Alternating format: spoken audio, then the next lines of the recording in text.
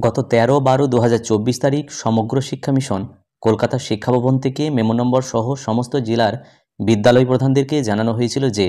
2024-25 অর্থবর্ষে সমস্ত বিদ্যালয়ের জন্য কম্পোজিট গ্র্যান্টের প্রথম ইনস্টলমেন্ট অর্থাৎ 25% টাকা অলরেডি রিলিজ করে দেওয়া হয়েছে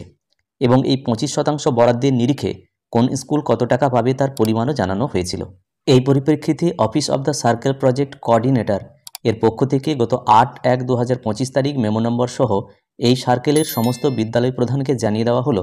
যে 2024-25 অর্থবর্ষের জন্য সমগ্র শিক্ষা মিশনের কম্পোজিট গ্র্যান্ট আপনাদের নির্দিষ্ট ব্যাংকের অ্যাকাউন্টে ক্রেডিট করা হলো। তো সেখানে আমরা দেখতে পাচ্ছি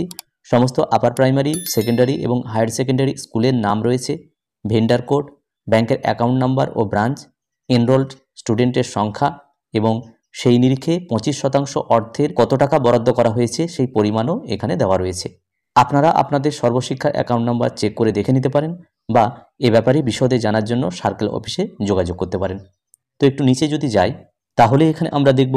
কত স্টুডেন্ট এনরোলমেন্ট থাকলে তার 25% অর্থের নিরিখে কত টাকা দেওয়া হয়েছে তার বর্ণনা এখানে কিন্তু দেওয়া আছে। বলা হচ্ছে 1000 স্টুডেন্টের বেশি হলে 25,000 টাকা, এনরোলমেন্ট যদি 251 বেশি এবং 1000-এর নিচে হয় তাহলে 18,750 টাকা,